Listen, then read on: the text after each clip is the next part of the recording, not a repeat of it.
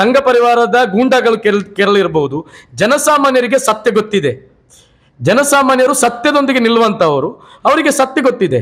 ಇನ್ನು ಇವತ್ತು ನೀವು ಚುನಾವಣೆಗೆ ಹೋಗ್ತಾ ಇರುವಂಥವ್ರು ನೀವು ನೋಡ್ತಾ ಇದ್ದೀರಾ, ಇವರೆಲ್ಲ ಹಣದ ಆಮಿಷ ಕೊಟ್ಟುಕೊಂಡು ದುಡ್ಡು ಎಸೆದುಕೊಂಡು ಚುನಾವಣೆಯನ್ನು ಮಾಡ್ತಾ ಇದ್ದಾರೆ.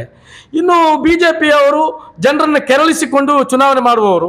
ಅವರು ಕೊಲೆ ಇಲ್ಲದಿದ್ದರೆ ಕೊಲೆ ಮಾಡಿ ಆದರೂ ಅವರು ಚುನಾವಣೆಯನ್ನು ಮಾಡುವಂಥವರು. ಪರೇಶ್ ಮೇಸ್ತಾರ ಇಶ್ಯೂ ನಮಗೆ ಅದಕ್ಕೆ ಒಂದು ಪ್ರಸ್ತುತವಾಗಿರುವಂಥ ಉದಾಹರಣೆ.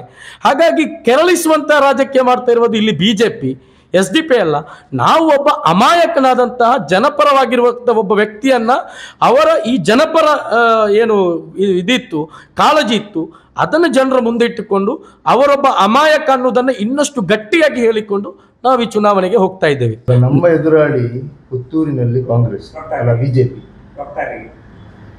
ನಮ್ಮ ಎದುರಾಳಿ ಬಿಜೆಪಿನೇ ಅಲ್ಲ ಬಿಜೆಪಿ. ಅಶೋಕ್ ರೈಯನ್ನ ಟಾರ್ಗೆಟ್ ಮಾಡಿದ್ದಲ್ಲ. ಅಶೋಕ್ ರೈ ಅವರು, ನಾನು ಫಸ್ಟಿಗೆ ಮಾತಾಡಿದ್ದೆ ಬಿಜೆಪಿ ವಿರುದ್ಧ, ಕೊನೆಗೂ ಮಾತಾಡಿದ್ದು ಬಿಜೆಪಿ ವಿರುದ್ಧ.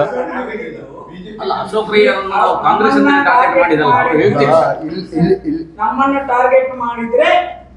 ಅಶೋಕ್ ರೈಯನ್ನು ಹೇಗೆ ಕಳಿಸಬೇಕು ಅಂತ ನಮ್ಗೆ ಗೊತ್ತಿದೆ ಅಂತ ಅಶೋಕ್ ರೈ ಗೊತ್ತಿದಾ? ಅದು ಅಶೋಕ್ ರೈಗೆ ನಾವು ಹೇಳ್ತಿದ್ದ ಸವಾಲು ಏನಂತ ಹೇಳಿದ್ರೆ, ಅಶೋಕ್ ರೈ ಅವರು ಏನು ಚುನಾವಣೆಯಲ್ಲಿ ಅವರು ಯಾರನ್ನು ಎದುರಿಸಬೇಕು? ಅಶೋಕ್ ರೈ ಅವರು, ನೀವು ಹೇಳಿ. ಅಶೋಕ್ ರೈ ಅವರು ಈ ಚುನಾವಣೆಯಲ್ಲಿ ಯಾರ ವಿರುದ್ಧವಾಗಿ ಹೆಚ್ಚು ಮಾತಾಡಬೇಕು?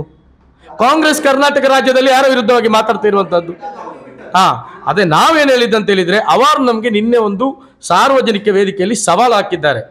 ಆ ಸವಾಲಿಗೆ ಒಂದು ಉತ್ತರವನ್ನ ನೀಡಿದ್ದು ಅಶೋಕ್ ರೈ ಅವರು RSS ಮತ್ತು ಬಿಜೆಪಿಯ ಹಿನ್ನೆಲೆ ಇರುವಂತಹ ಕಾರಣಕ್ಕಾಗಿ ಅಶೋಕ್ ರೈ ಅವರು ನಮ್ಗೆ ಯಾವತ್ತೂ ಕೂಡ, ಮಾತ್ರವಲ್ಲ, ಒಂದು ಅಮಾಯಕನನ್ನ ಕೊಲೆ ನಡೆದಂತ ಒಂದು ಅಮಾಯಕ ಜಲೀಲ್ ಕರೋಪಾಡಿಯ ಕೊಲೆಯಲ್ಲಿ ಅವರ ಕೊಲೆಗಡುಕರನ್ನ ರಕ್ಷಿಸಿದ್ದಾರೆ ಅಂತ ಹೇಳಿ ಕಾಂಗ್ರೆಸ್ನ ನಾಯಕರು ಹೇಳಿಕೊಂಡಿದ್ದಾರೆ. ನಾವೆಲ್ಲ ಇಲ್ಲಿನ ಯೂತ್ ಕಾಂಗ್ರೆಸ್ ನಗರಾಧ್ಯಕ್ಷರು ಹೇಳಿರುವಂತದ್ದು, ಅವರ ಇದರಲ್ಲಿ ಹೇಳಿದ್ರು, ಮೋಹನ್ ಬಪ್ಪಳಿಗೆ ಅನ್ನುವಂಥ ವ್ಯಕ್ತಿ ಹೇಳಿದ್ರು.